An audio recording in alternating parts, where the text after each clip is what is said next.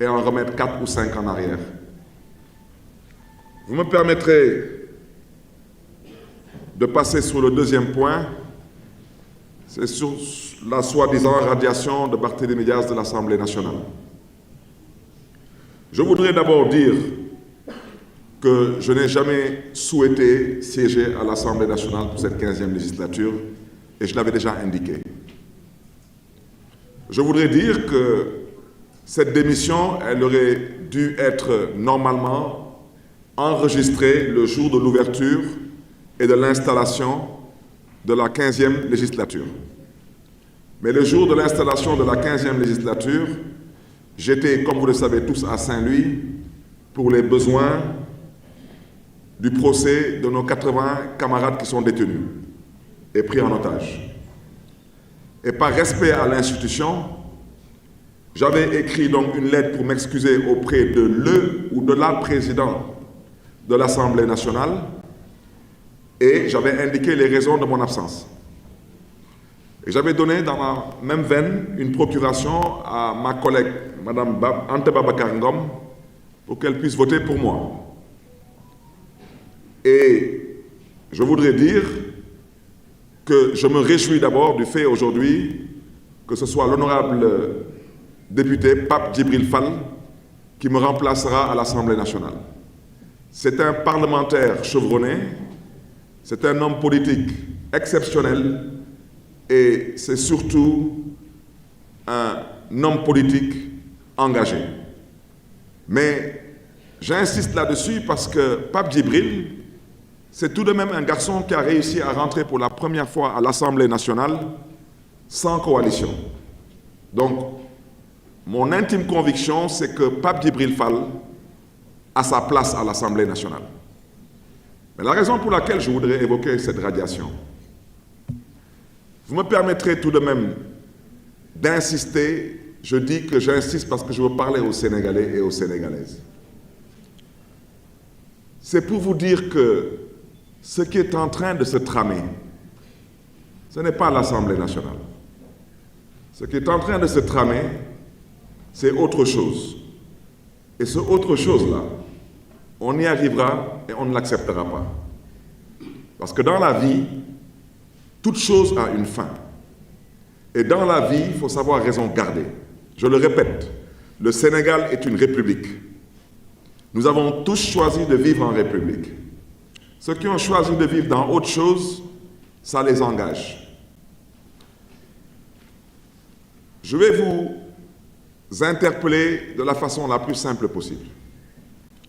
Si j'étais aujourd'hui élu président de la République du Sénégal, un député est élu, un président de la République est élu, est-ce que quelqu'un aujourd'hui oserait me déchoir de mon mandat de président de la République? C'est une question que je pose aux Sénégalaises et aux Sénégalais. C'est la même chose qui s'est produite avec l'Assemblée nationale. L'Assemblée nationale du Sénégal a un règlement intérieur. Et au Sénégal, nous avons une charte fondamentale qui est la Constitution. Il y a une différence entre un délit et un crime. L'Assemblée nationale considère que, dans son règlement intérieur, que vous soyez condamné pour un délit ou pour un crime de façon définitive, l'Assemblée nationale considère que, sur demande du ministre de l'Intérieur, vous devez être radié. Radié de la liste des députés du mandat en cours. Et on n'a pas besoin de faire Sciences Po pour comprendre ce que j'explique.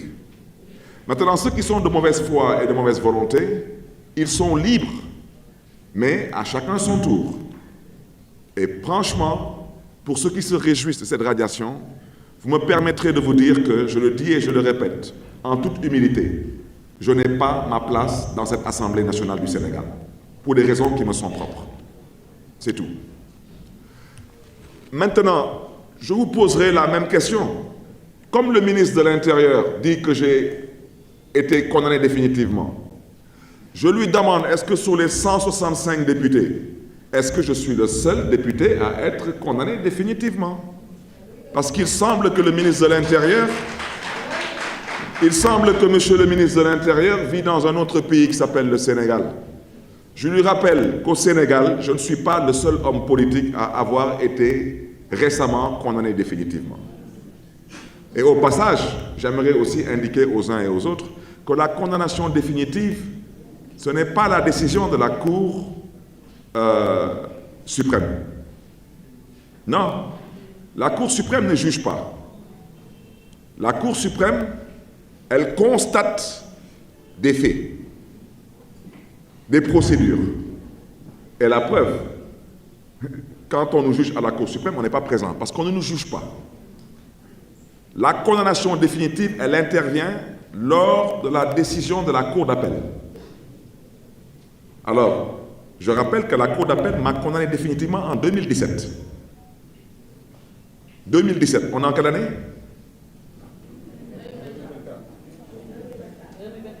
Ça fait combien d'années? Monsieur le ministre de la Justice, je vous interpelle parce que d'abord vous êtes un magistrat. Vous n'êtes pas un homme politique. Ce que je dis, vous savez si ce que je dis est vrai ou pas. Donc vos soi-disant 5 ans sont passés depuis belle lurette. Mais je vous le répète, je ne suis pas intéressé par siéger dans cette soi-disant 15e législature. C'est tout, c'est pour des raisons personnelles. J'ai été définitivement condamné à la Cour d'appel. C'était en 2017, si mes souvenirs sont bons. 2017 et 2024. Mais je pense tout de même, à moins que je me trompe, je pense que ça fait plus de 5 ans. Vous parlez de quelle condamnation définitive? Est-ce que vous pouvez, de grâce, respecter les Sénégalais et arrêter votre acharnement sur ma modeste personne? Je ne vous ai absolument rien fait. Et ce n'est pas parce que le prince a dit que vous, monsieur le ministre de la Justice, vous ne faites pas votre travail, mais que vous devez vous donner un spectacle. Je suis désolé, monsieur le ministre de la Justice. Vous avez été dans ce pays procureur de la République. Vous êtes magistrat et vous connaissez très bien le dossier de la fusillade de Mermoz-Sacré-Cœur. Et vous savez très bien si on m'a provoqué ou pas. Maintenant, monsieur le ministre de la Justice, pendant qu'on y est, par respect à l'intelligence des Sénégalais, radiation pour radiation, je vous demande aussi de radier un autre député qui semblerait-il a déjà été définitivement aussi condamné. Sinon, c'est 2 poids, 2 mesures. Ça veut dire c'est la justice des vainqueurs. Et vous n'avez pas été élu pour ça.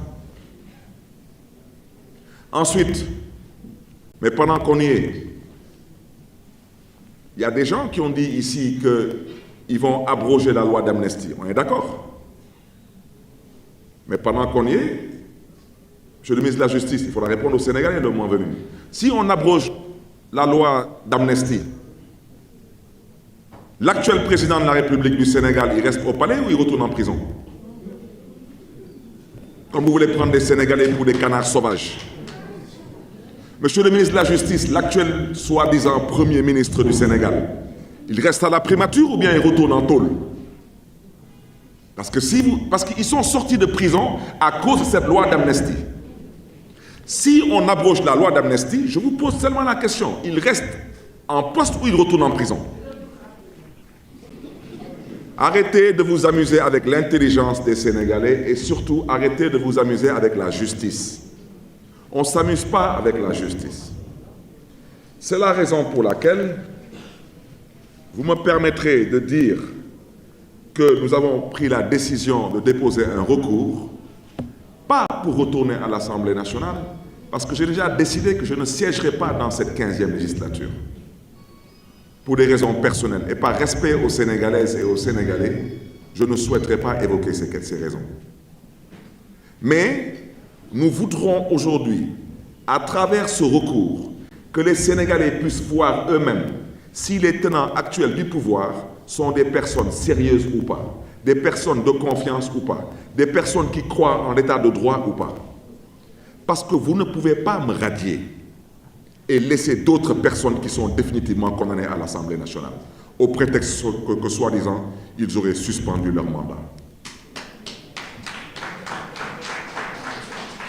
Ils sont eux, condamnés définitivement, et eux, ils ont été condamnés il y a moins de 5 ans.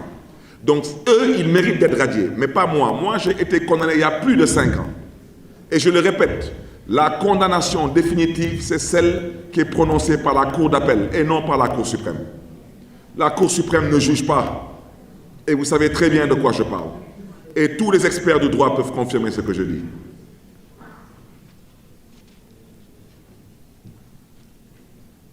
Je ne parlerai pas de la composition du bureau de l'Assemblée nationale pour dire que la décision du bureau de l'Assemblée nationale ne m'intéresse pas.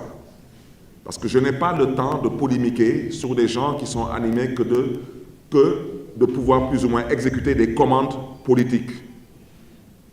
Ici, à la mairie de Dakar, le maire de Dakar, il est élu au suffrage direct. Le président de l'Assemblée nationale du Sénégal n'est pas élu au suffrage direct. Quand le maire de Dakar est élu au suffrage direct, les autres membres du bureau sont élus au suffrage indirect. C'est pourquoi ici, le premier adjoint était un homme. Cette même justice nous a dit que ce bureau n'est pas valable, vous devez le reprendre. Voici ce qui nous a poussé à reprendre la composition du bureau municipal de la ville de Dakar. Alors, l'Assemblée nationale, qui est supposée être aujourd'hui le berceau de la vertu, eh bien, eux, ils décident de violer la loi sur la parité. Et c'est eux-mêmes qui ont voté la loi sur la parité. Alors, vous voulez que je pense quoi de leur décision du bureau de l'Assemblée? Vous m'excuserez, je n'ai que du mépris envers cette décision.